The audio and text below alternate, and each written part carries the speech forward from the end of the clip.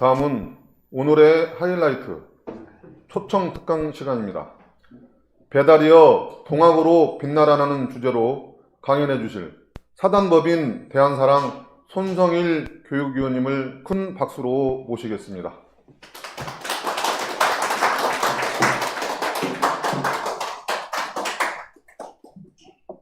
손성일 교육위원님은 젊은 시절부터 우리나라 역사에 관심이 아주 많았습니다. 대한사랑 본부장으로 활동을 하셨고 세계 판단학회와 대한사랑 이사로 재직 중이며 2, 3년 동안 남원 김은가야 및 전라도 천년사 바로잡기에 지대한 역할을 하시는 등 대한민국의 역사 광복을 위해 노력하고 있습니다. 대한사랑 손성일 교육위원님께 다시 한번 큰 환영의 박수 보내주시기 바랍니다. 지금부터 본 강의를 시작하겠습니다. 반갑습니다. 네. 반갑습니다. 예.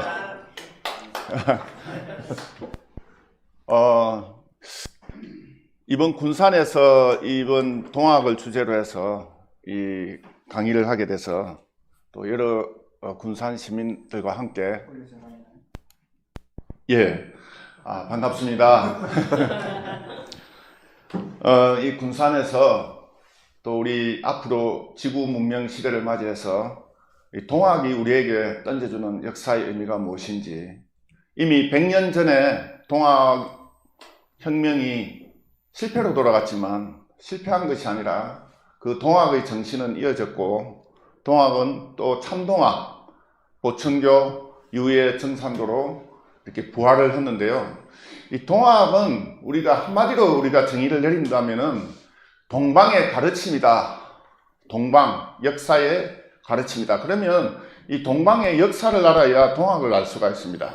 최근에 김용옥 교수가 동학을 이렇게 또 정의를 내렸었어요. 동학은 고조선의 부활이다. 그래서 우리 한민족의 어떤 정신문화 자체이면서도 또 동방의 부활이라고 했기 때문에 인류 문화 원형의 어떤 정신이 부활한 사건이라고 이야기할 수가 있는데, 우리가 앞으로 이 대한민국 이 조국 땅에 살고 있으면서 지난날 이 근대 역사의 출발로 시작되었던 이 동학이 앞으로 어떻게 우리 한국과 지구촌 문명 속에서 빛날 것인지, 또 나는 어떻게 정말 이 동학의 정신을 온전히 받아서 인류 문명사에 또 지역사에 어떤 일꾼으로서 크게 구현할 수 있을 것인지 한번 오늘 돌아보는 좋은 시간이 돼서 기쁘게 생각합니다. 저는 이렇게 올 때마다 작년에 익산에서 이맘때 강의를 했었는데요. 그때 비바람을 몰고 왔어요. 눈보라를 몰고 오더라고요. 오늘도 오는데 참 모악산에서 저기 그 눈발이 날리는 모습을 보면서 야, 이 눈하고 내하고 무슨 인연이 있는가. 근데 눈을 보니까 마음이 이렇게 동심의 세계로 돌아가는 것 같고, 그동안에 이 어두웠던 뭔가 마음들이 조금은 정화되는, 어두울 수 있었던 그런 마음들이 정화되는 그런 시간이 되었던 것 같은데, 눈이 올 땐 어린 시절 한 번씩 생각하시죠? 네. 눈사람 만들고, 눈싸움도 하고, 형제들하고 이렇게 재밌게 놀았던 어린 시절이 한 번씩 생각이 나셨을 겁니다. 오늘, 그러면 이 동학을 주제로 해서 제대로 들어가 보도록 하겠습니다. 일단 우리는 지금 어디에 살고 있는가?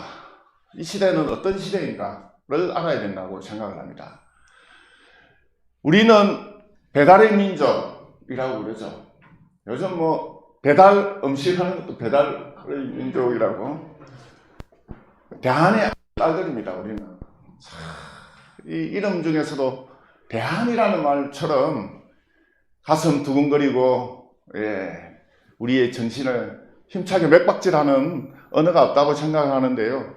이 대한은 너무나도 깊은 뜻이 들어있어요. 사실은 우리 한민족 어떤 국호를 상징한 이름을 넘어서서 전 지구적 의미와 더 나아가서는 이 우주 역사의 그 근원에서 오는 어떤 우주 광명, 그런 정신의 뜻이 들어있다 보니까 이 대한제국이 열리던 1897년 고종황제가 조선 호텔 바로 옆에서 원구단에서 천재를 지내면서 옥황상제님께, 호천근글 옥황상제님께 천재를 지내고 대한제국을 선포를 했는데요.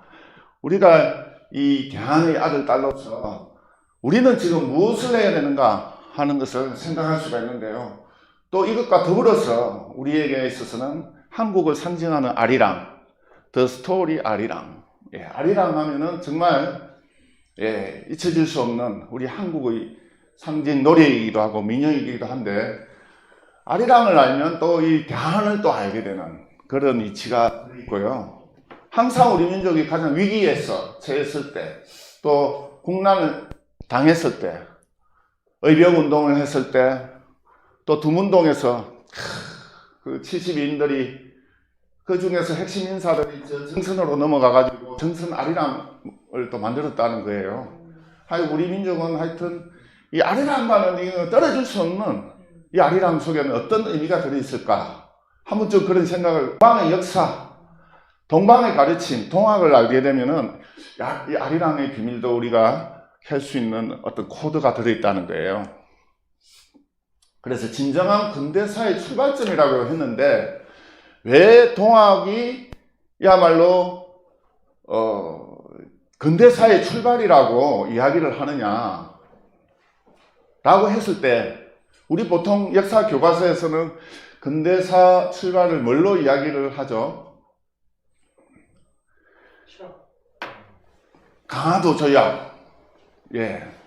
일본이 강제, 미국에서 막 병인양요, 시민양요를 일으키면서 강제 통상을 하면서 우리가 뭔가 근대 문명을 서양 문명을 받아들이기 시작한 것을 근대화라고 이렇게 우리가 알고 있잖아요.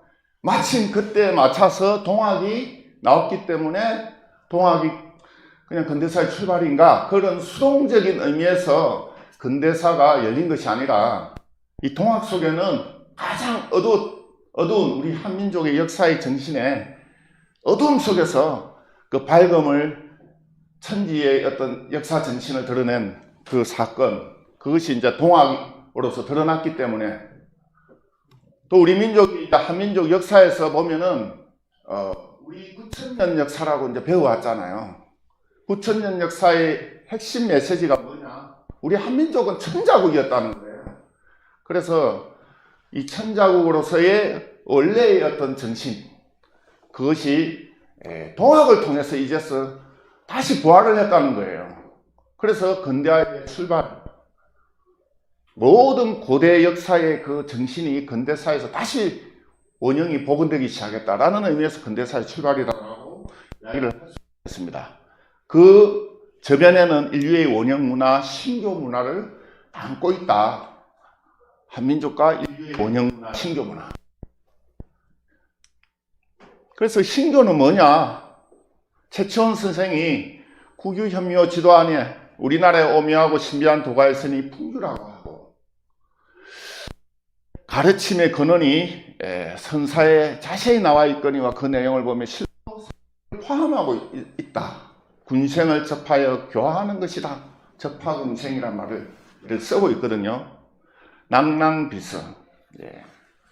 우리가 화랑의 어떤 핵심 인물 중에서 낭랑비서에 이렇게 나와 있는데, 유불선 3교가 이미 포함해서 현묘 지도한 도가 있었다는 거예요. 왜 그것을 풍류라 했고, 그 풍류란 무엇인가 이렇게 들어가서 보면, 나중에 공부해서 보면요, 우주의 그 근원의 세계에서 불어오는 어떤 신의 바람, 그런 어떤 도의 가르침을 풍류라고 이야기를 하는데, 사실 이거는 이제 동방 문화에서는 수행을 통해서 이 세계를 나중에 체험을 할 때, 이 풍류라는 게 뭔가 감을 잡을 수가 있다는 거예요. 풍류도라고 이렇게 불러온 이유는, 그 속에는 그런 어떤 영성 문화의 최고봉이 그 속에 들어있다 하는 것을 알 수가 있습니다. 그래서 대한민국의 역사에서 저렇게 국통과 문화 경전이 있어 왔는데, 예전에는 이제 한국에서부터 우리나라 국호를 시작했는데, 최근에는 이제는 마고 삼신문화에서부터 우리 한민족의 그 원형의 뿌리가 한국 배달조선 북부여 사국 삼국시대 고려조선 대한민국으로 해가지고 이렇게 이야기를 하고 있고요. 마고 삼신문화에서는 특히 그 천부경의 원형시대가 있다. 구도라고 하는 도시, 그리고 한국에서는 제1경전으로서 천부경이 나왔다 하는 거고요. 배달국 시대 때 와서는 하도가 나오고, 하도는 누가 만들었죠? 태어복기, 태의의 한웅의 막내 아드님이셨죠. 우주론의, 동서우주론의 아버지. 이것이 서양으로 전해져서 피타고라스가 나중에 서양의 우주론의 그 중심 역할을 했거든요. 그리고 이제 조선시대 때 낙서 해서 배달국 시대 때 3일 신고가 있었고, 조선 낙서에는 홍범구주를 통해 가지고 어떤 우주원리의 법을 이렇게 전수를 하면서 북부여 사국시대 조선에까지 쭉 오는 저 과정에서 제1경전시대가 천부경이었고, 제2경전시대는 나중에 선불유로 이렇게 사국시대, 삼국시대 이렇게 나타나게 됩니다. 이 정신문화를 알지 못하면 역사를 알 수가 없게 되어 있습니다. 왜? 역사를 움직이는 것은 정신이기 때문에 그렇거든요. 우리는 흔히 역사를 한다면은 어떤 영대기에 뭐가 있었고 이것만 생각을 하잖아요. 근데 그때 어떤 정신으로 역사를 활짝 열었느냐 하는 것을 모르면은 그야말로 빙산의 일각이라는 겁니다. 우리는 사회의 본질을 알 수가 있어야 되고, 그 정신에 들어있는 핵심 메시지를 알 수 있어야 되는데, 그것이 조선 때 와서 동경대전, 정역을 통해서, 또 그 당시에는 서구의 기독교 문화가 또 들어오지 않습니까? 서교 해서 이 출발을 하면서 바로 대한민국 시대에 와서는 앞으로 부천 참동학 시대에 도전이 이렇게 나오게 됩니다. 우리 한민족사의 정신적 무대에 그 맥을 우선 이런 정도로 이렇게 이 세상에 나왔다는 정도는 알고는 있어야 될 것 같습니다. 자, 다음에 넘어가서 보면요. 그렇다면 그때 있었던 중심, 그 나라가 있고 왕이 있으면은 그것을 수호하는 수호기사단들이 있었죠. 친위부대. 그분들이 바로, 여기 보면은 마고선 시대 때는 아리랑, 중앙랑이라 불렀는데 아리랑이라 불렀다는 거예요. 그 당시에. 그리고 한국 시대 때 삼랑이라 부르고, 배달국 시대 때까지. 그 다음에 국자랑, 선왕랑, 조이선인 화랑무절, 선랑, 국선, 제가상 해서 조선 때까지 와서 선비문화로, 의병문화로 해가지고 동학혁명군으로 해서 표현을 해오다가 참동학에 의해서 이번에 텔람들이 나오게 되었다 하는 겁니다. 그래서 이러한 어떤 아리랑이라고 하는 것은 우리 노래 속에서는 아리랑은 뭐 민요로만 알고 있었는데, 알고 보니까 마고 문명 시대 때 그 나라를 지키는 완전 그 친위부대, 수호기사, 수호단이라고 제1 그런 어떤 인물들이라고 이야기할 수가 있겠습니다. 자, 여기 가면은 뭐 이제 마고 이야기가 나와서, 제가 지난번에 이제 남원에 있다 보니까 한 번씩 구례 쪽으로 쭉 가다 보면은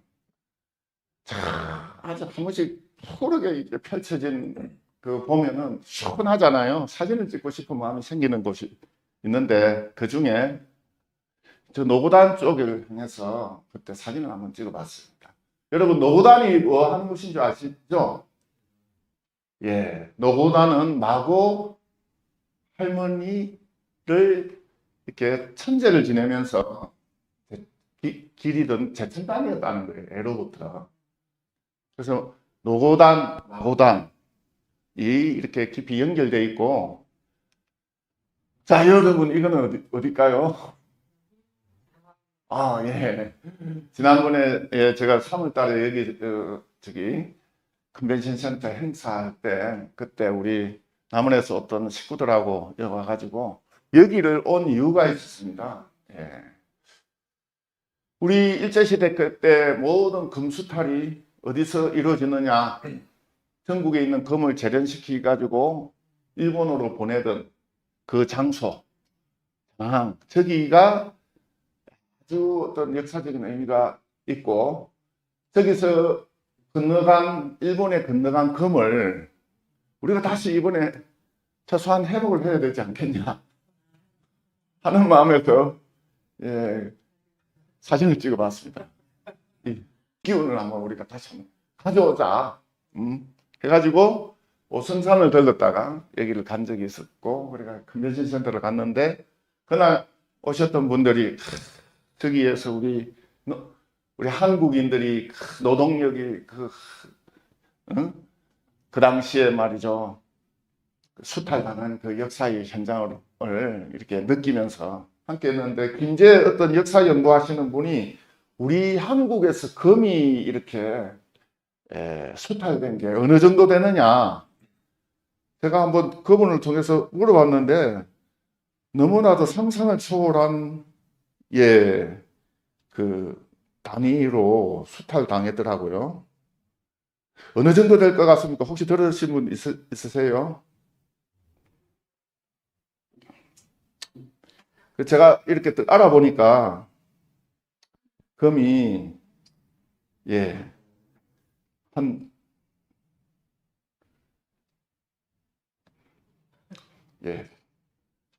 제가 그때 들었던 걸로 하여튼 100톤은 넘었던 것 같아요. 100톤. 금 보유량이 우리나라가 전 세계에, 제가 그래가지고 좀 충격을 받아가지고, 야, 너무 어마어마하다. 우리가 지금 보유하고 있는 양이 지금 100톤 정도 된답니다. 제가 들으니까 가장 많은 나라가 저기 뭐 미국인가 뭐 저쪽, 그 다음에 저기 뭐 유럽의 어느 나라, 이렇게 쭉 나왔는데, 이게 이제 그래서 여기를 통해서 너무나 많은 우리의 그 역사에 어떤 귀중한 그런 열매가 많이 이렇게 나갔다는 것을 느끼고 그때 이제 행사에 참여했던 적이 있었거든요. 지금 어디에 우리는 살고 있느냐? 여러분들, 12월 달에 들어와 가지고 지난 일주일 전에 20도, 18도 이렇게 온도 올라오는 거 기억나시죠? 그 주변에 한번 물어봤어요. 혹시 뭐 전라도가 원래 이렇습니까? 제가 원래 경상도 사람이어가지고 한 번씩 이렇게 온도가 높습니까? 하니까 이거 기상청 생긴 이후로 이런 적이 처음 있다고, 놀라운 일이라고 다른 분들도 이야기를 하시더라고요.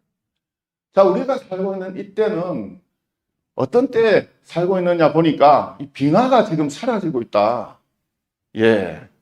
빙하가 지금 사라지고 있어가지고요, 심각하다는 거죠. 미국 콜로라도 연구팀이 지구물리학 연구저널에서 발표한 내용인데, 지난 100년 동안 북극 지역의 여름철 평균 기온이 과거 12만 년, 하필이면 꼭 12만 년이에요.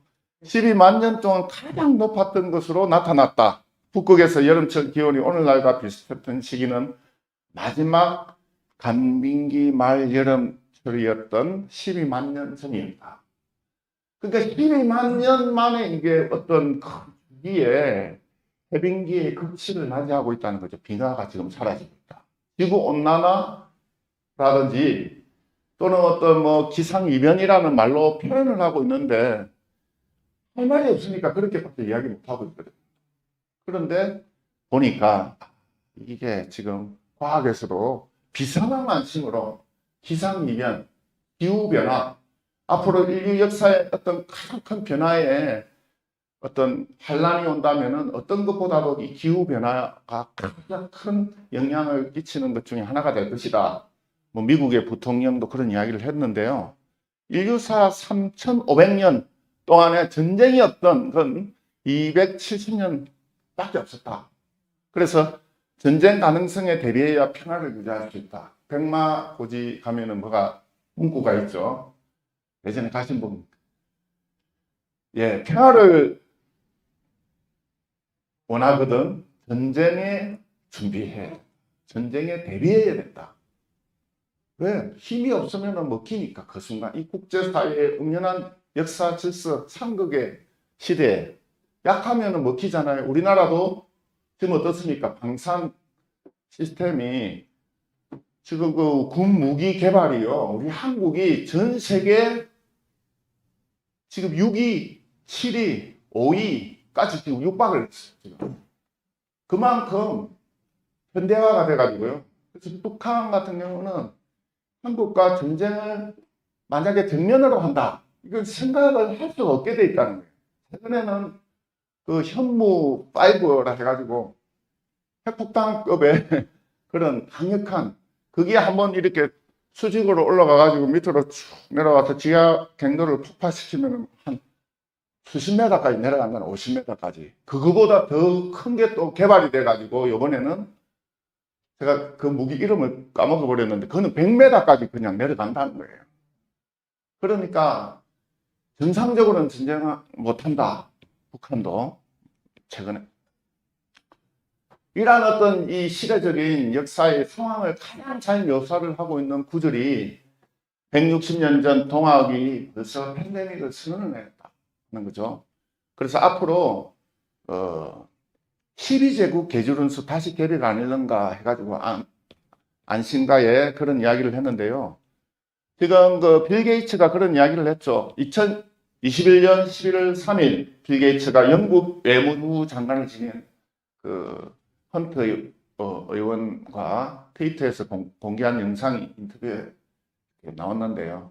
앞으로 인류는 그래서 정상적인 비대칭 전략 무기를 가지고서 앞으로 비례자적으로서 이 세상이 혼란해질 가능성이 거의 뭐 99%다. 빌 게이츠는 천년주 테러 가능성을 언급하면서 각국이 이것을 대비를 해야 된다. 그리고 천년두가 만약에 지구상에 터지게 되면은 빌 게이츠는 또 그 이야기까지 했어요. 10억이 희생된다. 10억이 희생된다. 그 이야기를 했어요. 공식적으로. 최근에 뭐 그런 코로나 우한의 연구소에서 또 뭔가 새로운 질병이 출현했다 뭐 그런 이야기를 했는데 코로나가 오고 난 이후로 가장 궁금했던 것 중에 하나가 경제 손실이 지금 어디까지 그 당시에 왔었나. 제가 그때 이렇게 쭉 2020년대 5월 달에 나온 뉴스였거든요. 코로나가 전 세계에 확산된 지 언제죠? 한 5개월 만에 전 세계 GDP 3,200조 원이 감소가 되고 미 항공사들이 지난해 38조 손실을 입었고 세계 경제 손실은 1경 818조 원이 감소가 된다. 어마어마한 거죠. 여러분 한번 생각해 보십시오. 코로나는 사실은 치사율이 그렇게 높지가 않습니다. 독감보다 낮아요. 그런데 0.01 뭐 치사율밖에 안 되지만 또 그런 상황이 벌어졌는데 천년두 같은 경우는 30%라잖아요. 그것도 채소가 공기로 전파되고 이거는 그 순간 어떻게 되느냐 그냥 군대가 그냥 출입 금지 이런 다 내려버린다는 거예요. 그래서 이 천년두는 정말 무서운 것이다 하는 것을 알 수가 있고요. 최근에 런피스킨 병이라 해가지고 정원까지 확산돼 가지고 소에 일어난 그 어떤 질병 최근에 또 어떻게 됐는지 이게 지금 계속 뭔가가 계속 이렇게 벌어지고 있고 병난이 이렇게 이제 계속 나가고 있는데 아까 전에 이 지구에 빙하기가 오고 이런 지구 차원에서 이런 병이 이렇게 돌고 하는 것을 어떤 차원에서 해석을 해야 되느냐. 서양에서는 역사 관점이 이거는 인간만의 역사로서는 알 수 없다. 이것은 지구가 생기고 난 뒤에 지금까지 있어 왔던 모든 역사를 살펴야 된다 해서 빅스토리 해서 빅뱅 때부터 심지어 우주가 처음 열릴 때부터 해가지고 지금까지 살펴야 된다. 이것이 이제 진짜 역사라는. 그래서 동방에서는 역사에 대한 정의를 서양은 히스토리 그냥 그 사람의 이야기다 라고 정의를 하지만 동양에서는 이 대자연 우주 환경 아래에서 인간이 펼쳐낸 역사 이야기가 동양에서의 역사가 더 우주적이란. 그래서 빅뱅 히스토리 세계관이 지금 카자흐스탄에서 이제 이야기가 됐던 적이 있었어요. 시간이란 뭔가를 그래서 꼭 알아야 되는데, 여러분, 우리가 시간이라는 개념 어디서부터 생겼다고 생각이 됩니까? 시간이 지금까지부터 쭉 흘러왔잖아요. 또 우리가 지금 현대인들이 지금 시간할 때 뭘 전제로 이렇게 시간에 대한 어떤 질서를 구하고 있죠. 예. 이것이 계획이다 보면은 저는 책을 읽다가 시간에 대한 이것보다 더 정의가 잘 된 게 없다. 그게 뭐가 나오느냐면, 시간이란 대자연의 얼굴이다. 이것을 더 푸른 게 천지 1월이 변화하는 척도이다. 그래서 우리가 시간은 태엽력, 태양을 기준으로 하고, 또 어떨 때는 달을 기준으로 하고 시간 달력이 나오지 않습니까? 그래서 인간이 천지, 하늘과 땅, 우리가 대천체와 이 지구를 전제로 해서 거기에는 태양과 달, 1월이 그 속에서 같이 변화하면서 인간 역사가 이렇게 펼쳐져 나가는 그 과정을 같이 이렇게 척도질을 해야 그 시간에 대한 정의를 할 수가 있는데요. 그런데 이 동양에서 우주 원리를 통투했던 송나라 철인 소강절 선생이 그런 이야기까지 했죠.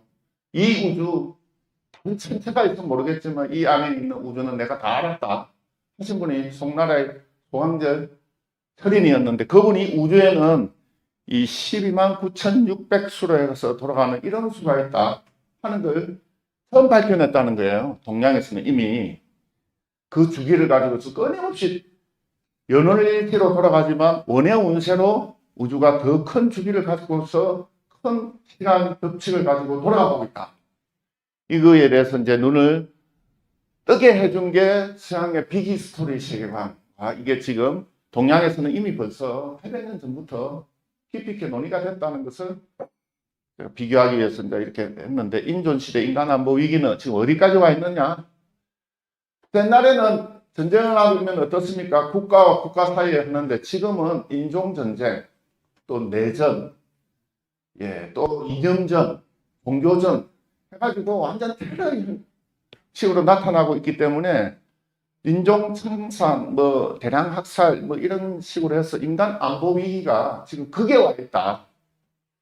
그런데 동양에서는 또 인간이 천지에서 와 있는 가장 존귀한 역할을 하는 그런 시대에 서 있다. 동양에서는 또 그 이야기를 하고 있거든요. 그래서 계획이라고 하는, 거기에 보면은 계획이라는 책이 나왔어요. 언제 나왔느냐? 20세기 초에 1920년대 천도교, 동학을 무리해서 이었던 천도교에서 계력이라고 하는 잡지, 이렇게 문학 잡지가 처음 나왔죠.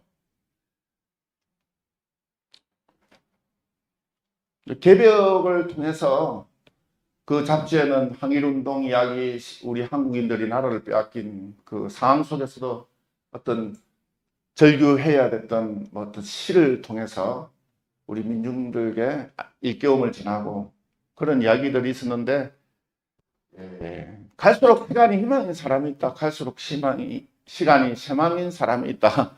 박노해라고 하는 인물의 그 걷는 독서라고 하는 구절에 저런 게 나오는데요. 우리가 이 사람이 극한에 갔을 때는 동양에서는 극적반을 한다. 이 동양의 우주의 법칙이 그렇다는 거죠. 그래서 원래 그대로 이렇게 돌아간다. 가장 어둠이 쳤을 때, 그때가 가장 밝아오는 기점이라는 거죠. 그래서 우리가 한 해도 보면은 동지 때 가장 어둠이 깊으면은 일양이 시생한다 라고 그러지 않습니까?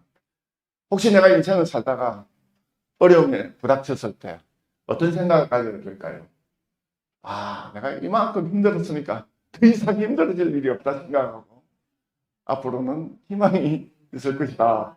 이런 마음으로 간다면 그 사람은 동양의 우주를 체득하고 가는 사람이 되지 않겠나 하는 생각을 하는데요. 저한테도 해당되는 이야기입니다.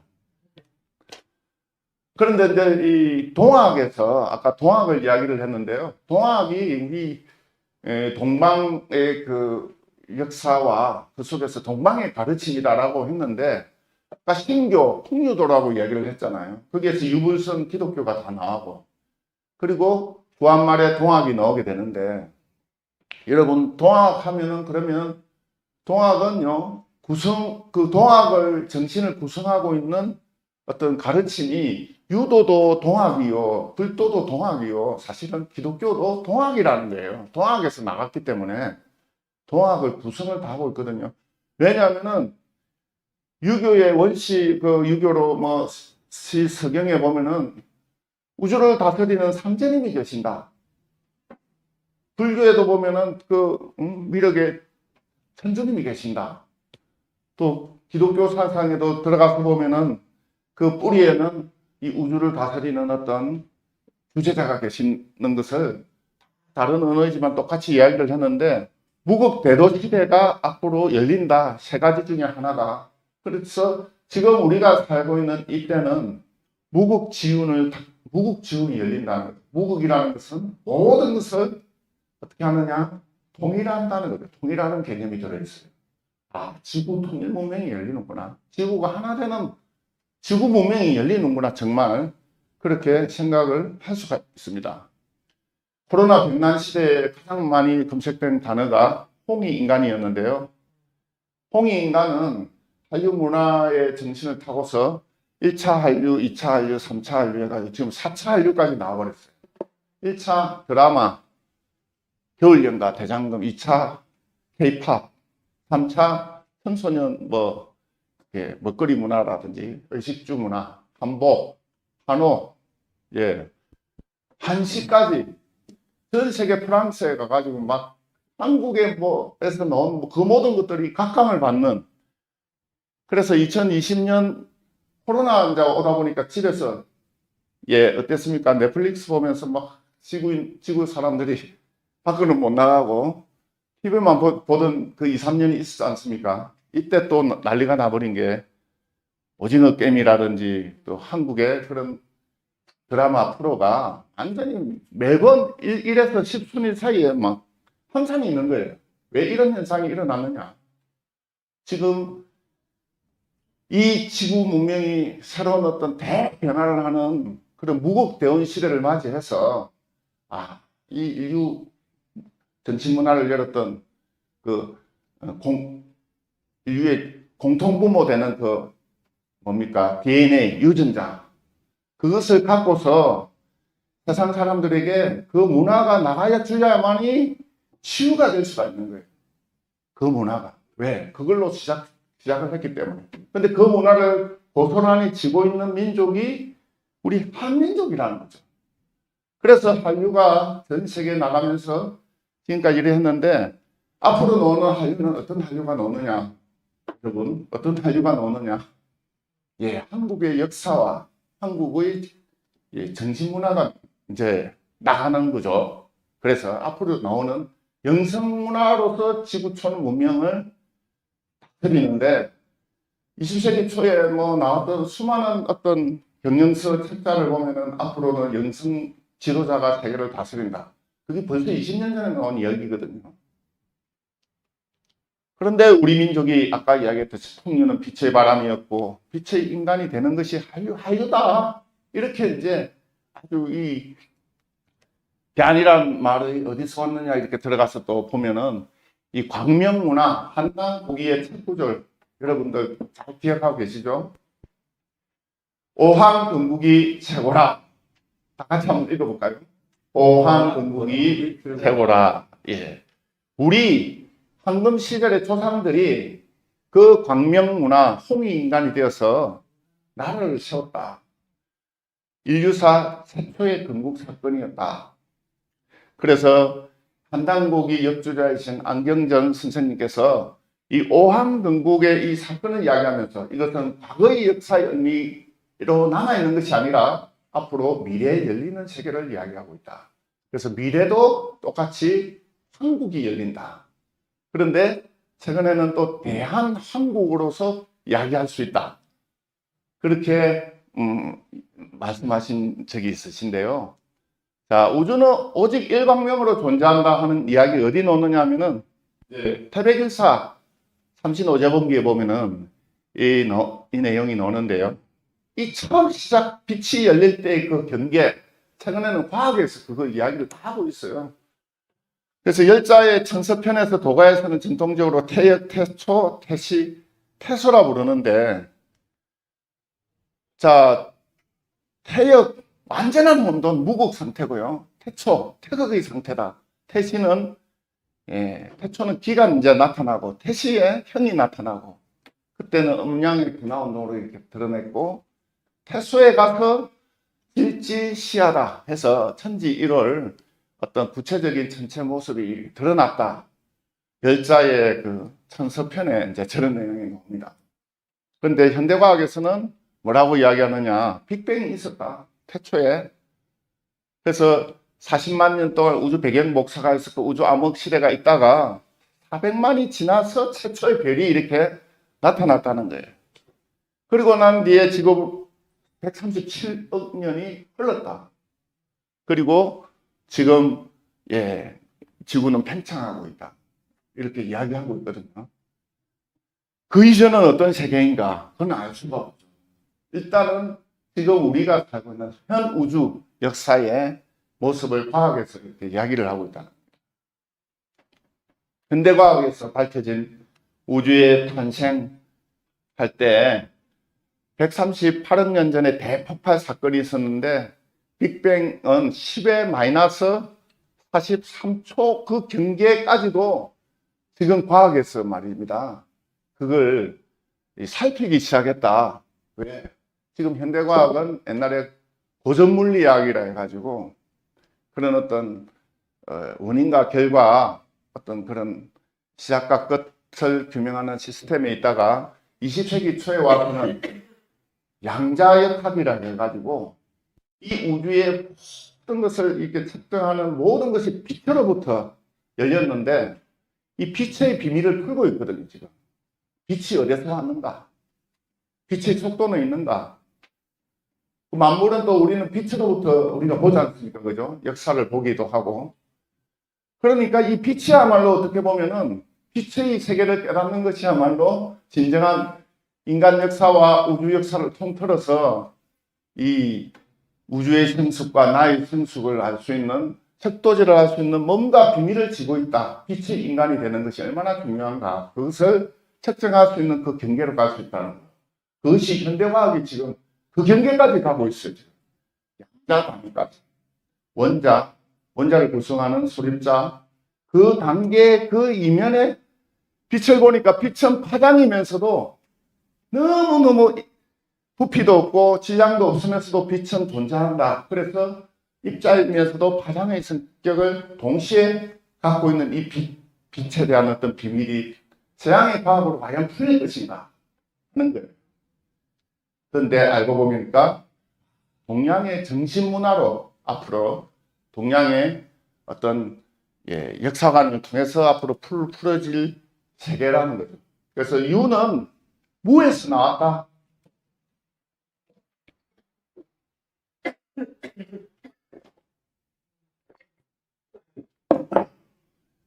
라고 이야기를 하고 있는데요. 우리 한민족은 어떻게 됐든지 간에 어려움에 처했을 때마다 어떻습니까? 홍익인간 정신으로 나라를 건국했기 때문에 모든 사람들이 가치를 깨닫는 것이다. 홍익인간을 그렇게 이야기를 한 교수가 있는데요. 그 깨달은 가치는 나를 넘어서 다른 사람, 사회, 국가 그리고 이 지구를 위해서 애를 쓸 때 진정한 홍익인간이 되는 것이다. 지도 위에는 국경선이 있지만 지구에는 국경선이 없다.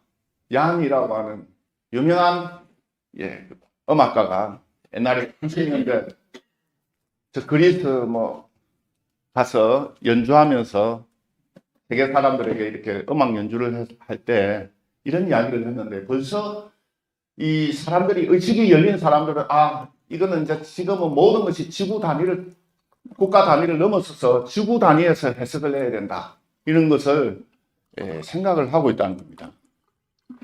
아, 예. 갑자기 대한민국이 너무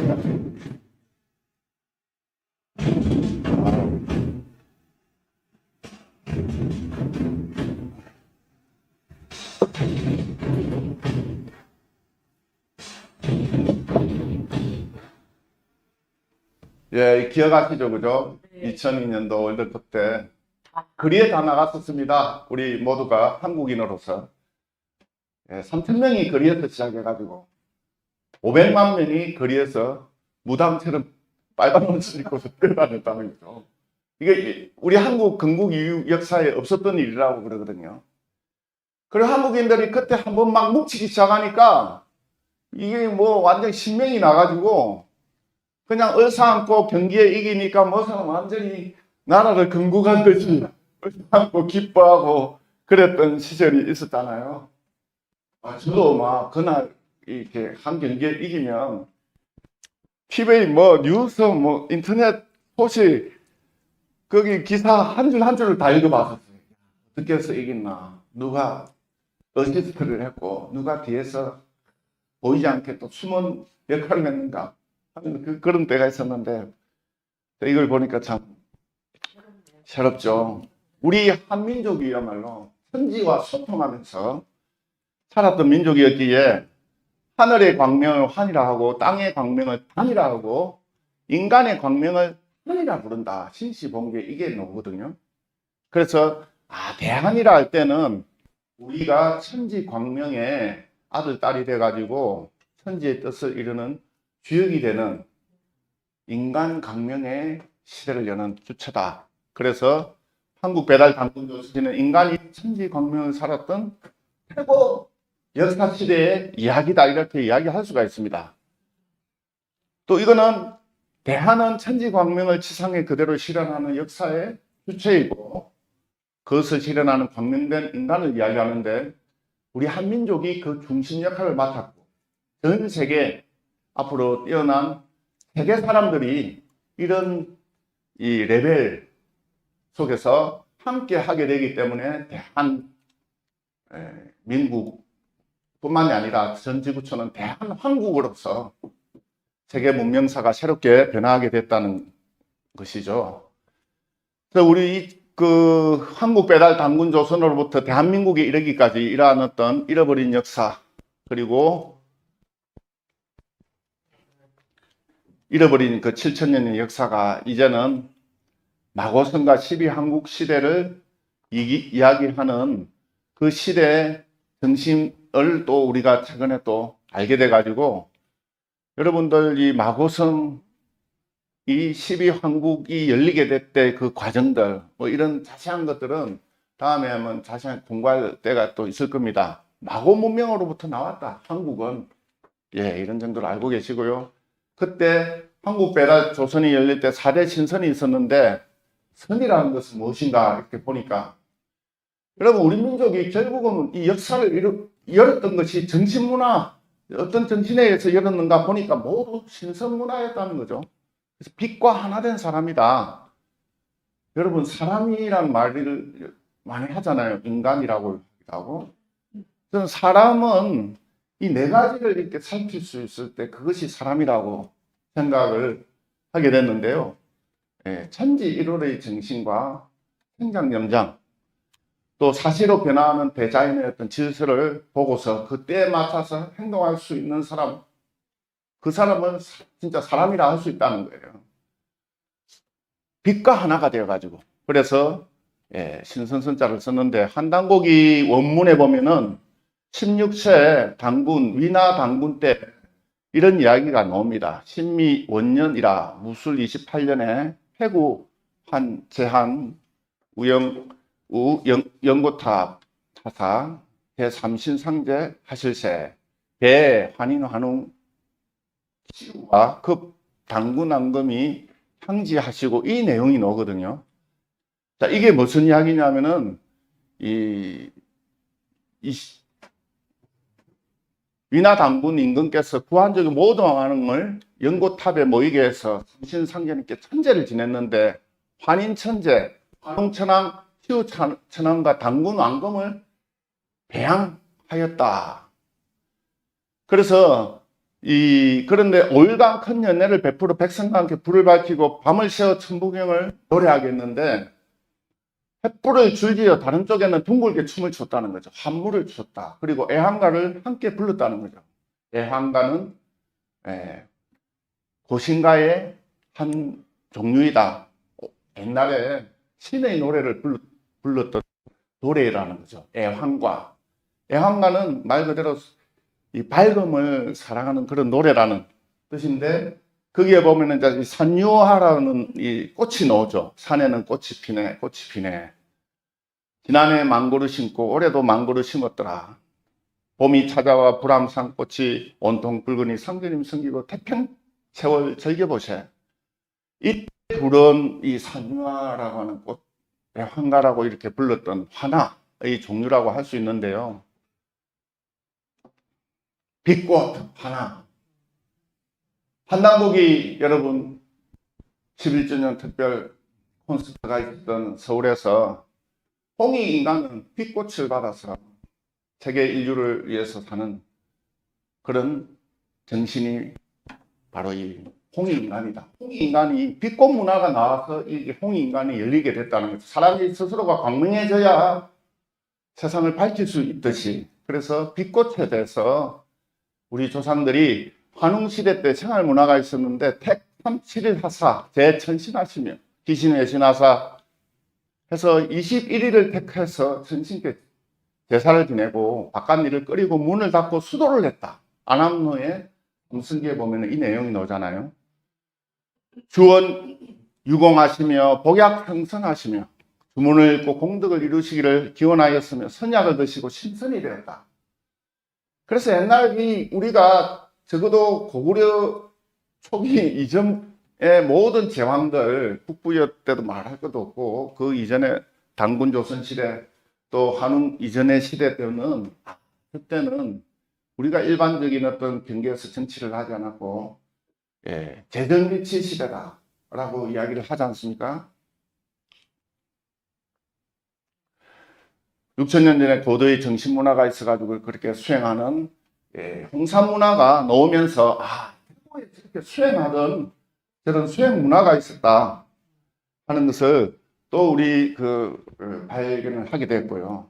인류 문명에는 4가지 기둥이 있었는데 한국을 개성한 배달 문명, 한국 문명이 있고 한국에서 넘어간 슈메르 문명, 한국 배달에서 넘어간 동이 문명, 고조선 시대의 북방 유목 문명, 이 4가지의 축이 있었다는 거 한당국에서 이야기를 하고 있는데, 한국을 개성한 우리는 배달 문명, 한국 문명의 우리 한민족은 그 중심, 주류로서 이어져 온 존재들인데, 그 속에는 이 화랑 문화가 있고 삼랑, 국자랑, 천왕랑, 조이스님, 무절, 화랑과 같은 이런 어떤 역사적인 인물들이 삼신을 수호하는 그런 수호 신과 같은 역할을 했다는 겁니다.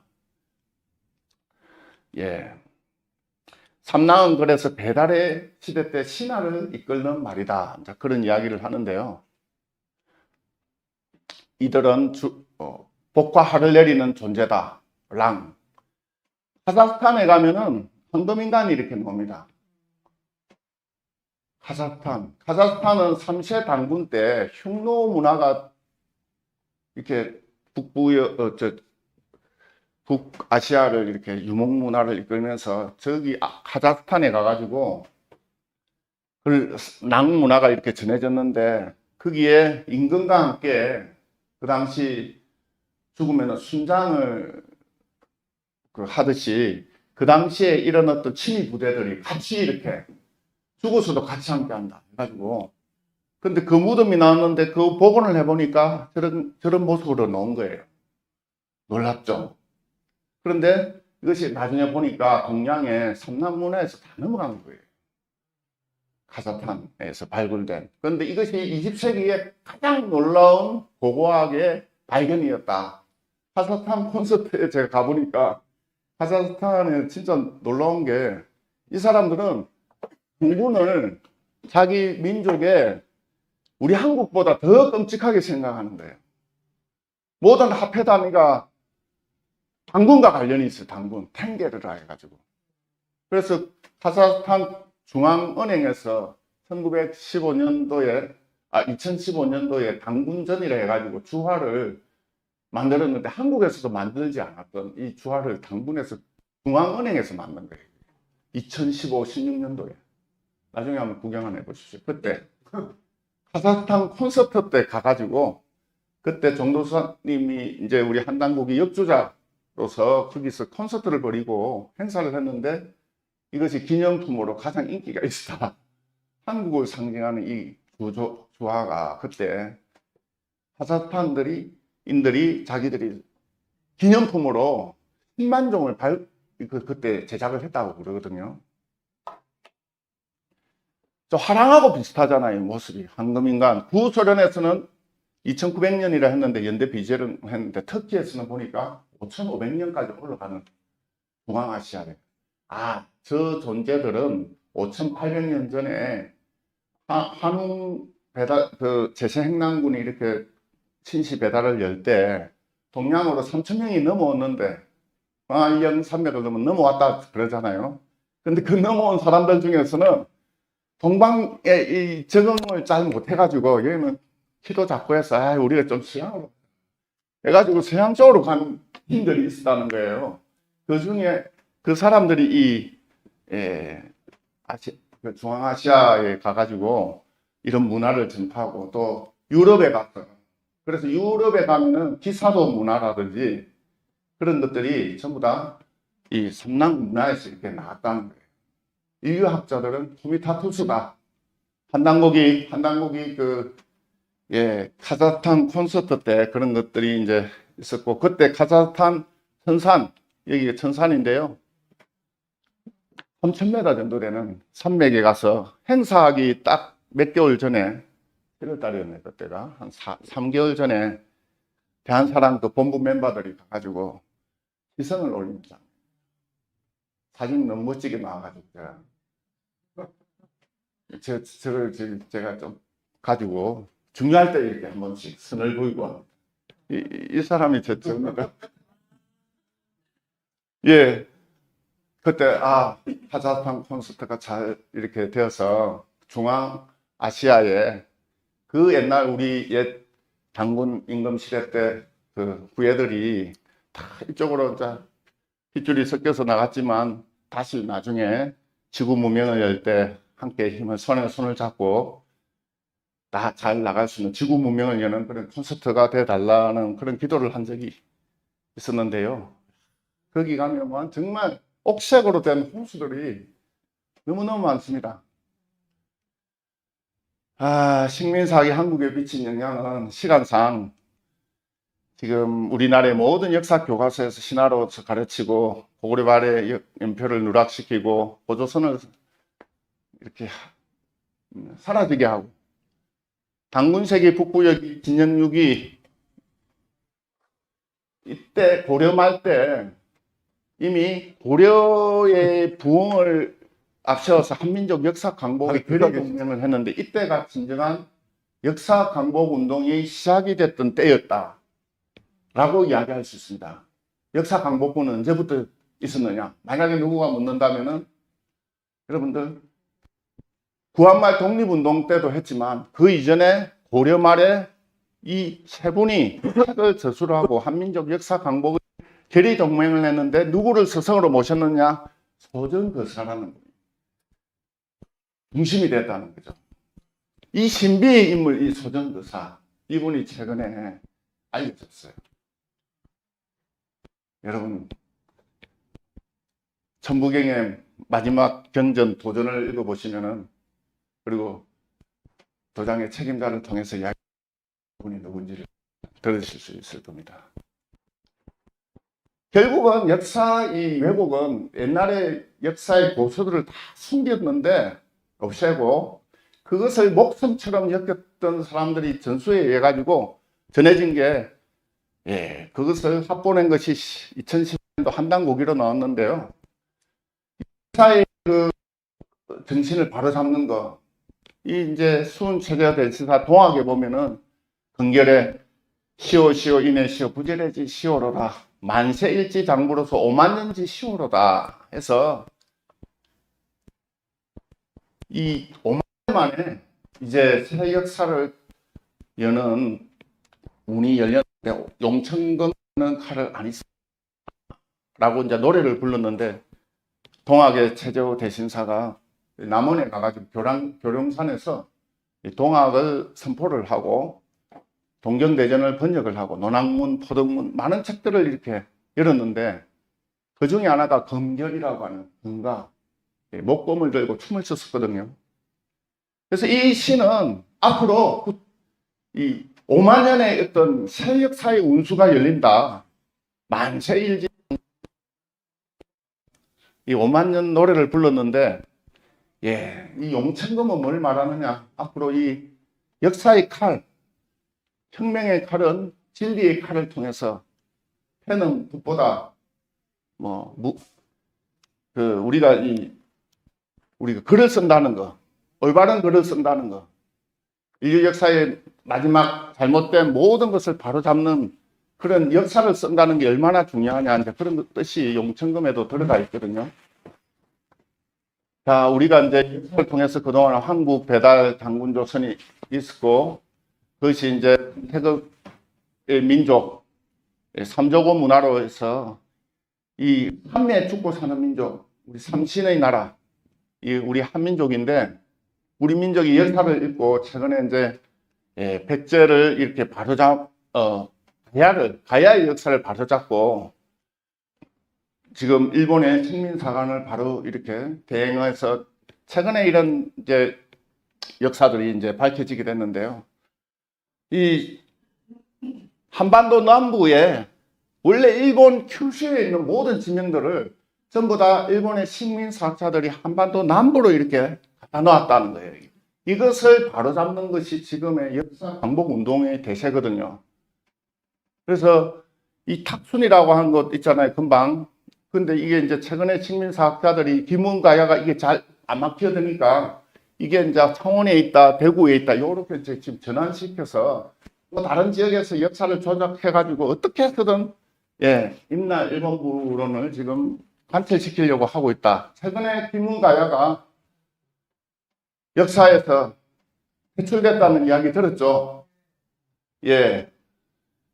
그런데 얘들은 아직 그거는 잠시 실패해서 그렇다 하고 다른 쪽에다가 눈을 돌려가지고 계속 일본 지역에 있었던 지명을 갖고 한반도 남부에 저렇게 비전을 하고 있는 역사에 지금 불의를 지금 하고 있는데요. 이 역사를 잘못 만든 사람들, 이런 사람들이 이런 인물들로 선두주자 3인방 해가지고 지금 그 중심에 이만희 시류라고 하는 인물도 있고 서다수 기치 이런 사람들이 우리 대한민국 역사, 해방유의 역사를 왜곡시킨 아주 중심털에 있는 인물입니다. 우리 여기 또 군산에 도락주 지회장님께서 또 전주에 있으면서 자주 남원에 오셔가지고 역사 강복 운동을 하면서 또 애도 쓰시고 또 대한사랑에서 또 9년 동안 같이 애쓴 결과 또 지역 남원에 있는 지역 시민단체와 함께 힘쓴 결과 이런 올해 해방 이후로 처음으로 이런 일이 있었대요. 저도 몰랐는데. 그래서 김은국이 삭제된 남원가야 고궁 세계문화유산 등재를 함령합니다 해가지고 이것이 2달 전에 결판이 나와가지고 우리 역사계를 기쁘게 했다. 우리 민족의 어떤 민족을 지키는 우리 진정한 어떤 한국인들을 기쁘게 한 역사가 있었습니다. 그런 의미에서 박수로. 최근에 또 고려와 거란의 전쟁해가지고 지금 지명까지도 비정해서 우리가 여태까지 알고 있는 압록강은 이것만 알고 있었는데 원래 또 이 압록강이 여기가 또 있었어요. 그래가지고 이 강동 육주 위치가 전혀 다른 위치에서 이렇게 논의가 돼서 최근에 이런 것들이 이제 이야기가 되고 있는데요. 한당고기에 보면은 태백일사나 북부 여기에는 서압록이라고 이야기를 하고 있다. 그란과 고려의 전쟁의 중심터가 그럼 서암록은 어디냐면 지금의 압록이 아니라 금방 바라다 봤던 바로 이쪽에서 이렇게 벌어졌던 일이었다는 거예요. 그럼 우리 영토가 어디였다는 겁니까? 이것까지 다 있었다는 거죠. 고려 때까지. 이게 다 조작이 됐다. 최근에 태백일사, 우리 동방한민족의 모든 정신론이 태백일사에 다 들어가 있어요. 그래서 한단고기 공부하는 사람들이 역사교육을 처음에는 배우고 하다가 태백일사에 가서는 이것은 건국의 정신이 들어있고 한민족의 우주론이 들어있고 신교 철학이 들어있고 하다 보니까 이 한단고기는 단순한 역사서가 아니라 인류 민족의 그 어떤 건국의 정신, 문화 원전이다. 그래서 불멸의 어떤 한민족사의 혈맥을 펼친 8건의 보서를 태백일사로 구성하는 것이다. 처음에는 세상에 내놓을 수 없어 비장스러운 집안에 깊숙이 감추어 들었다. 그래서 태백의 민족이 드러낼 수 없었던 역사 이야기, 일자가 이게 숨길 일자거든요. 그래서 태백일사를 여러분들이 잘 보셔야 돼요. 한국인의 정신이 어디서 어떤 우주적 스케일을 가지고서 세계를 경영하는가. 그래서 이제 이런 어떤 태백일사가 나오게 되는 이야기, 찬수관 위치에 있었던 이맥 선생이 이 책을 쓰는 그 과정이 이제 이 책에도 이렇게 설명돼서 나옵니다. 그래서 재밌는 것 중에 하나는 태백일사 삼신 오제 본기에 보면은 태수, 태화, 태목, 태금, 태토 해가지고 이 목화토금수 우주를 움직이는 5가지의 그 요소가 있는데 그것을 움직이는 그 주체들이 붙일 때 태자를 붙였다는 거죠. 그리고 그 중심에는 태토를 붙였다는 태토. 태토 사상이 나옵니다. 태토. 그래서 광개토 대왕이 나라를 다스리던 비문에 보면은 이도 여치다 이런 이야기가 나오죠. 도로서 세상을 다스린다. 그런데 원래는 그것을 어떻게 했었어야 되느냐면 이토여치라고 불러야 된다. 그런 이야기를 하는 경우가 있습니다. 아무튼 이 우주를 움직이는 그 중심센터, 그 중심에 있는 인간의 그 역할이 태토와 같다. 그래서 토는 뭐냐? 모든 것을 조율하는 우주의 조화 그 자체인데 그 조화의 궁극의 자리를 태토라고 이미 한탄국에서 불러오고 있었다는 거죠. 그래서 대자연의 5성령으로 봐야 된다. 그래서 태수, 태토, 태화, 태금, 태목 그 중심에 태토가 있다 하는 거죠. 원만강의 문화 코드 천연지방으로서 우리 한민족이 이제 넷플릭스를 통해서 오징어 게임에서 어릴 때 오징어 게임 많이 했죠. 우리 기억나십니까? 예, 저도 했는데 이 게임이 나왔다고 해서 아무리 들여다봐도 어릴 때 했던 그 기억이 잘 안 나더라고요. 했던 거는 아는데요. 그래서 하늘과 땅과 인간을 상징하는 이 우주 철학이 전 세계에 그냥 광풍을 몰아치듯이 무궁화 꽃이 피었습니다 하면서 2년 전에 한번 몰아쳤던 기억이 있는데 우리 한민족의 이런 이 우주 사상, 천지 부모 사상, 이 전 지구촌에 지금 앞으로 인류를 일깨우기 위해서 저렇게 다니고 있다. 그것이 이제 삼태극 사상으로 나타난 거거든요. 삼태극. 왜 태극은 태극인데 삼태극이라 해야 되느냐? 우주를 움직이는 3가지 주요 요소, 하늘과 땅과 인간이라고 하는 DNA 정신이 그랬고, 그래서 이 천부경을 보면은 결국은 한국으로부터 내려온 역사 정통 문서가 천부경이고, 하이데거가 천부경의 무에서 왔다. 한국의 모든 이 사상의 뿌리를 전 세계 인류의 모든 사상의 중심이 되는 것이 무에서 왔다. 자신의 모든 사상도 무에서 왔다. 천부경을 가르쳐 달라. 박종홍 서울대 철학과 교수가 그 이야기를 했다. 천부경에 얼마나 위대한 정신이 들어있기 때문에 이랬을까? 그래서 천부경의 정신의 중심에 보면은 일적 식거라고 해서 하나가 쌓여 열로 열린 이런 정신이 있고, 한국인의 혼이 아리랑 노래에 보면은 아자가 보면은 열십자가가 들어가 있거든요. 그래서 하느님과 함께 신부국의 정신과 함께 한다라는 뜻이 원래 아리랑에 들어가 있는 거죠. 그래서 아자 문양에는 인류의 황금 시절에 인간과 신, 자연과 우주에 대한 깨달음이 들어있다는 거죠. 임금님이 입고 있는 옷에도 이런 모양으로 문양을 그렸고, 그리고 이제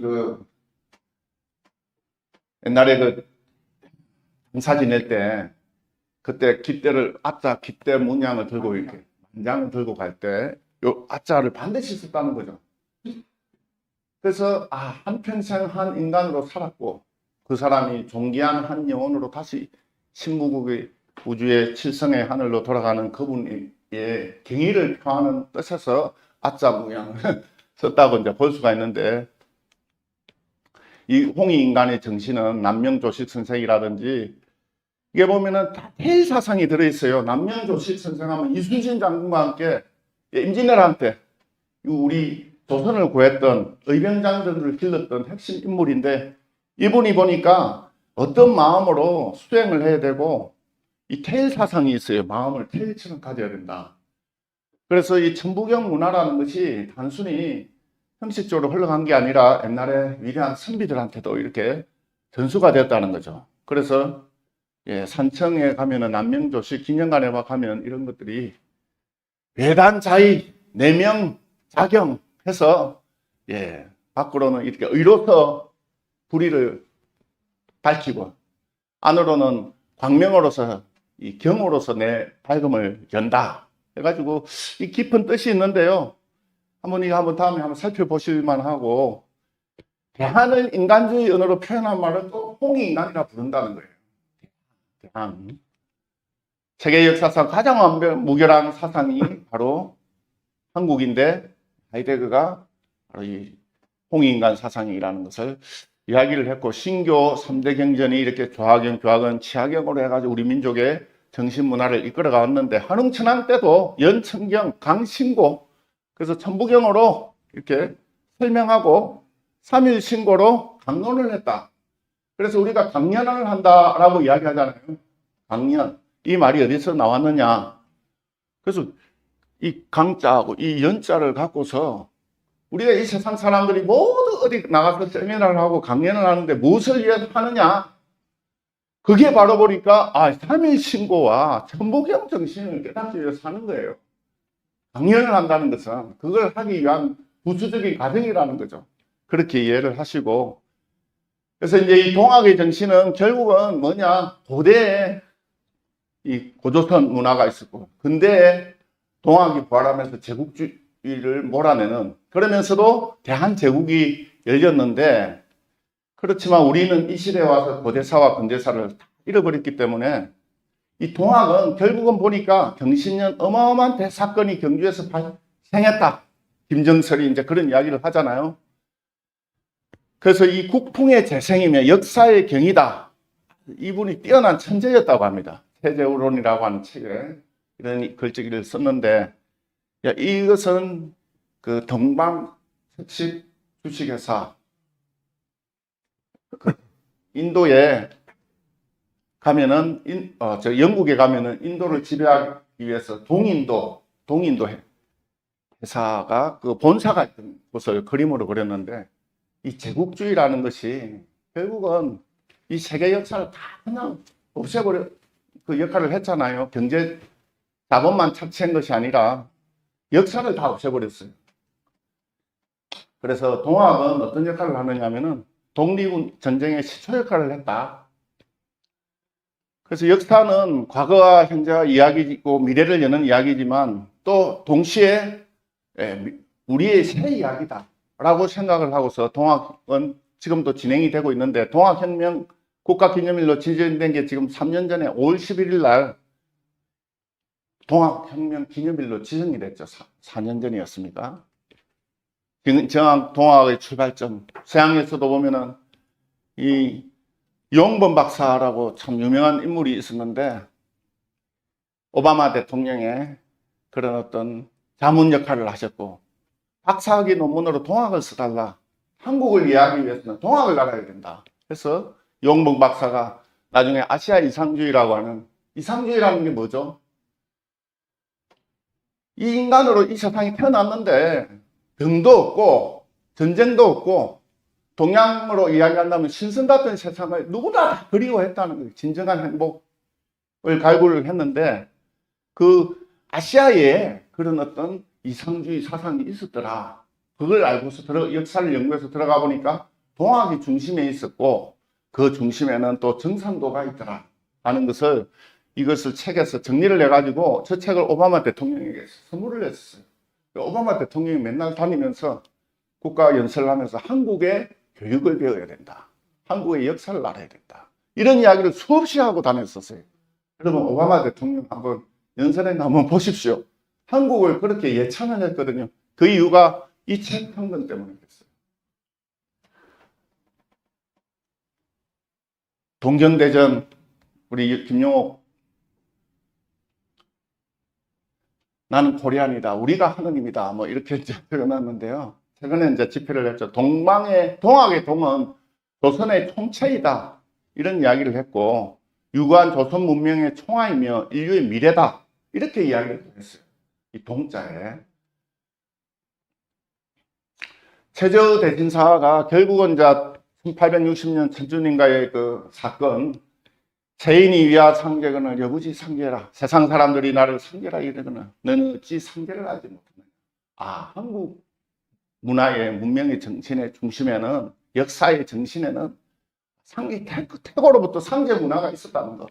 그것이 동학에서 선언돼 가지고 동경대전에서 이렇게 밝혀졌는데, 동학혁명은 혁명이 일어나죠.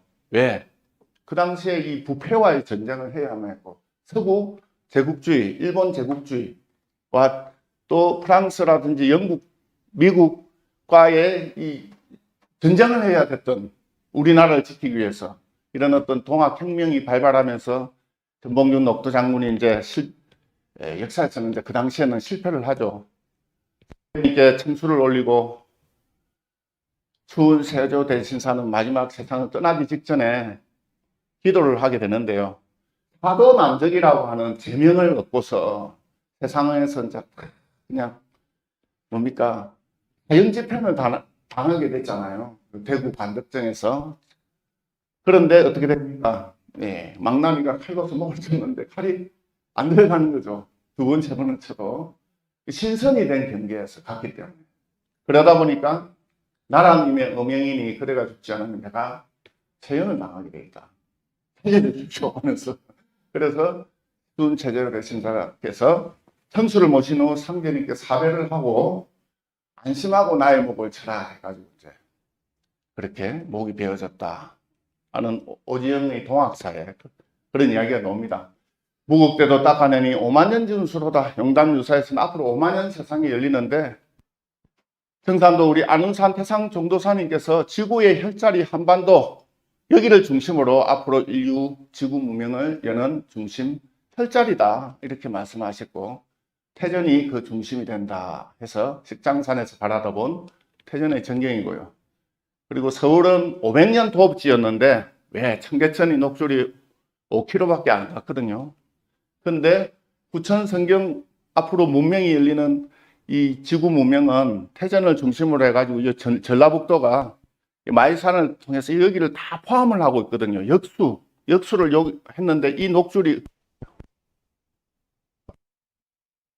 그래서 부천 5만년 문명이 열린다 하는 것이 지리적으로도 나와 있고, 처음으로 인류 창세 이래로 우주 원리를 밝히신 분이 안운산 전산도 태상 종도사님이신데 1946년 바로 이때 선천개벽과 후천개벽이 있고 선천 5만년이 있고 후천 5만년이 있다.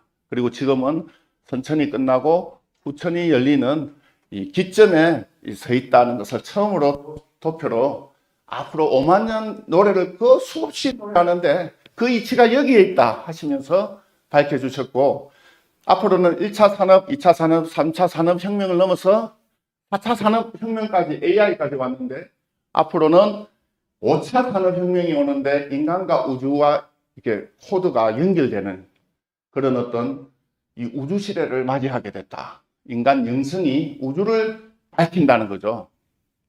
그 공부를 여러분들 지금 하고 있지 않습니까? 우리는 어느 시대에 살고 있는가? 5차 산업혁명 시대에 살고 있고, 우주와 나가 만나가지고 상생 도술 문명 시대를 열고 있고, 부천 가을 개벽 시대에 살고 있다. 선천은 기계 성경이요, 부천은 조화 성경이다. 도전해보면 그게 나오거든요. 인류 통일 경전 도전을 우리가 이제 꼭 보셔야 되는데, 부천 통일 문화에서 놀라운 비전을 제시한 많은 사람들이 있는데, 예, 우리 김구 선생이 7천만 결의 큰 스승으로서 한없이 가지고 싶은 것이 문화의 힘이다라고 이야기를 했고, 지금 지구촌에 일어나고 있는 북극 빙하가 이렇게 녹는 현상, 12만 6천 년 만에 이렇게 북극 빙하가 가장 많이 녹았다, 뭐 이렇게 또 밝히고 있잖아요. 이러한 것을 우주 원리로서 설명하고 있는 민족은 우리 민족밖에 없다는 거죠. 우리 민족의 정신문화 속에서는. 그래서 동학에서 상제님으로부터 실천주 조화정 영체불망 만사지 이 주문을 받고서 앞으로 인류가 그런 하늘의 천주의 기운을 받고서, 그리고 우리 한민족은 천자국이었고 예로부터 또 앞으로 다가오는 문명의 종주국으로서, 지금 여러분 유튜브에 한번 들어가 보십시오. 한국이 전 세계를 다스린다, 지배한다. 무슨 이치로 다스리느냐? 바로 이런 이치로 다스린다는 거죠. 천자국의 그 정신을 다시 복원을 해서 동학을 통해 가지고 인류 문명을 이끌어가는데, 그 중심에는 우주 문명의 중심에 직녀성의 마구 할머니 문화가 또 있어. 마구 할머니께서 오셔가지고 한단고기에 아만과 나만이 있는데, 그 아만이 바로 우리 마구 할머니와 관련이 있다 하는 것이 최근에 한단고기 콘서트 때도 밝혀진 내용이죠. 지구로부터 25.3광년 떨어져 있습니다. 직녀성은. 광명인간이 되어야만 전수받는 이 빛꽃 문화가 한단고기 콘서트 11주년 기념에 세상에 널리 알려졌는데, 11월 25일 날 서울에서 1차 지구화가 시작이 됐습니다. 불교에서 연꽃은 빛의 꽃으로 모든 존재의 근원을 상징하는데요. 여러분, 이것은 이제 강강술래를 하고 있죠. 예, 산묘족이 중국의 소수민족 중에 하나인데, 치우천왕 단주를 옹립했던 그 후예들이라는 거죠. 머리에 전부 다 빛꽃이에요. 빛꽃 화관을 쓰고 있다. 막고굴에 가면은 저 선정화가 저렇게 천정에 그려져 있어요. 그때 신선들이 벌써 저걸 다 봤구나.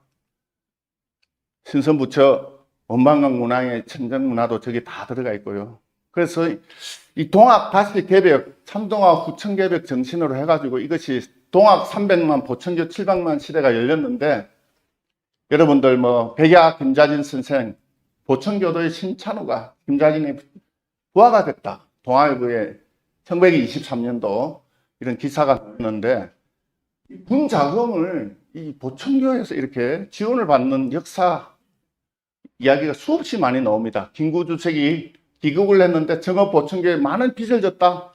이승만 박사가 북쪽은 소련, 남쪽은 미국이 진주했잖아요. 우리 남한만이라도 단독 정부를 수립하자. 어디서 했느냐? 정읍에서 했다. 정읍에 뭐가 있길래? 보천교가 있기 때문에 그렇다. 보천교가 본소가 있었던 정읍은 독립운동의 성지인데, 오늘날 이것이 아직도 개발되지 못하고 문화유적지로 발굴하지 못하는 이유는 뭔가? 아직도 이 묵은 하늘이, 묵은 패권주의자들이 이 세상을 지배하고 있기 때문에 그렇거든요. 그걸 누가 바로잡습니까? 여기에 있는 자리에 계신 분들이 하나하나씩 바로 잡아가야 되리라 생각이 들고, 안타깝게도 이 보천교, 참동학 보천교는 1936년도에 해체령을 맞았는데, 뭐 조계사 본당으로 건물 기둥이 가고, 청기하는 조선 총독부 관저 지붕에 가가지고 얹히고, 지금의 청와대는 조선 총독이 거주하던 관저였는데, 청와대로 쓰게 된 계기가 청기화를 썼기 때문에 보천교에 그 11전 건물에 청계화를 썼기 때문에 청와대가 됐다는 거예요.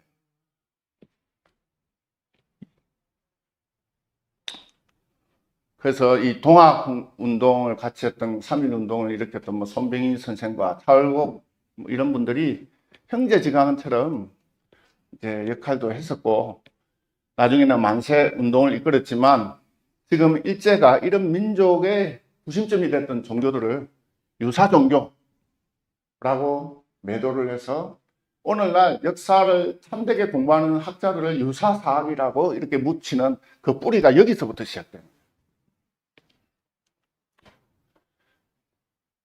차경석, 보천교, 이승만, 상해 임시정부의 관계망 뭐 이런 것이 한 루트가, 이 독립운동 군 자금이 진행되는 루트가 제가 세어봤거든요. 한 50 몇 군데도 오더라고요. 이게 밝혀진 것만. 그래서 뭐 여기 보면은 아주 역사적인 인물들 많이 나오죠. 김원봉, 의열달, 신채호, 한규숙, 박자의 여사는 뭐 신채호 선생의 부인이었고, 조만식 선생, 뭐 이런 분들도 있고, 신찬우, 김자진, 시민부, 이런 어떤 역사적인 인물들, 김홍규, 이분은 탄원 스님의 부친이었잖아요. 예, 차경석 보천교에 대한민국 임시정부에 이렇게 이 자금이 이렇게 조달되기까지의 관계망을 이제 나타낸 그림입니다. 박자의 여사가 보천교 간부였는데 간부직 이름이 선하사였다는 거죠. 선하사, 보천교의 선하사라고 하는 여자 지도자를 그렇게 불렀다는 거죠. 근거열풍이 일어났죠. 일제가 가만히 있겠습니까? 그래가지고 청송 같은 경우에는 보천교도를 체포를 했는데 3,000명이 체포가 됐다는 거예요. 제가 옛날 자료를 보니까 5만 명이 체포가 됐다는 기록이 있었거든요. 그러니까 얼마나 그 당시에 많은 사람들이 짧은 시간에 그렇게 됐느냐. 1903.1운동 일어나기 6개월 전에 어떤 일이 벌어지느냐. 중문에 가면은 그 바로 위에 지금 그 절이 있는데, 그 절 이름이 차경석 성도의 신도였죠. 보천교 교도들이 세웠던, 거기에서 무장 공기가 일어나게 돼요. 그래가지고 6개월 뒤에 3.1 운동이 일어나는 그게 발판이 됐다는 거예요. 근데 역사에는 불교에서 그랬다 이렇게 지금까지 알려졌는데, 최근에는 이제 제주도에 그걸 바로 밝히는 뭐 그런 역사가 알려졌고, 인규라고 하는 인물도 보천교로부터 5만 원을 받아가지고 용균을 통해서 임시정부에 전달됐다. 임근택 감독의 영화 개벽이라는 영화가 있었어요. 개벽, 임근택 감독 하면 유명한 현재, 예, 제 고등학교 또 선배였어요. 고등학교. 근데 한 번도 만난 적은 없습니다. 이분이, 임근택 감독이 개벽이라는 영화의 제일 마지막에 보면은 그 수훈체제의 대신사에 그 두 번째 해월 선생으로 그 역할을 맡았어요. 이렇게 최시영 선생이죠. 맨날 쫓겨다니는데 이분이 삼중에 쫓겨다니고, 강원도 뭐 어디 충청도 쫓겨다니고 막 하신 분인데, 이분이 이제 제일 마지막에 이 땅에 진짜 언제 개벽이 오는가. 그러니까 이제 그 이야기를 해서 망국에 병마가 닥치고 길에 비단길이 깔릴 때 앞으로 개벽이 온다. 앞으로 이 병마가 온다.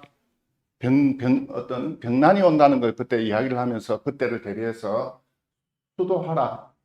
뭐 그런 이야기가 오잖아요. 얼마 전에 장흥에서 이방원 장군이라고 30만 동학혁명군 회원치선을 이 참동학 정산도에서, 그리고 그 지역에 있는 동학 단체와 같이 함께 해가지고 이렇게 회원치선을 올렸는데 아주 뜻깊은 시간이었었어요. 이 산 이름이 무슨 산이었죠? 장흥에 있는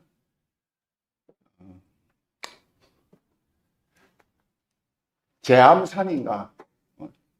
하느님 제자를 쓰더라고요. 멋진 곳에, 양기 바른 곳에 계셨는데, 이분들이 그날 아주 술, 고기 대접 잘 받으시고 그 100년 전에 하늘 끓기 시작하면서 참동학을 중심으로 앞으로 우리나라 국군에 큰 참여를 하게 된 그런 일이 있었습니다. 자, 우리 인간이라는 것은 결국은 영원불면의 가치가 있는데 하늘과 땅과 인간은 뭡니까? 천지인을 한당국에서는 진선미라고 이야기를 했는데 상생방송에서도 이런 이야기를 했죠. 그래서 미는 대지체다. 인간은 이 우주의 가장 아름다운 참과 선함을 결정체로서 인간에 대한 존재를 이야기를 했었습니다. 우리 한민족이 결국은 1920년도에 타고르라고 하는 인물에 의해서 뭐라고 이야기를 하셨느냐. 일찍이 아시아의 황금시대 한국 이전 빛나던 등불의 불이야. 그 등불이 이번에 다시 한번 켜지는데 그 동학의 정신이 참동학으로 해서 앞으로 전 지구 문명을 이번에 진리로서 역사로서 열어제끼니까 내 마음의 조국 코리아 깨어나소서 하고 동아일보에 이분이 시를 실었거든요. 그 시가 참 멋져요.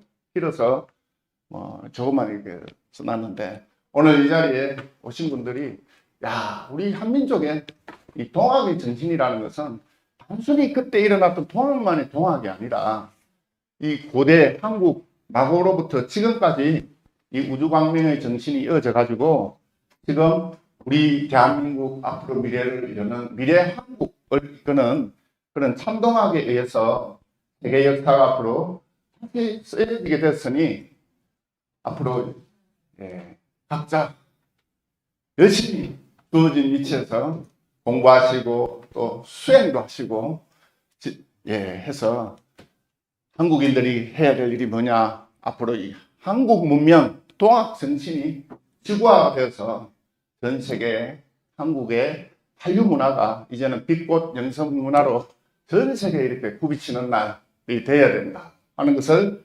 말씀드리면서 내일 또 태전에서 또 빛꽃 가을 문화 축제가 여러분들이 있다는 걸 잘 알고 계시지 않습니까?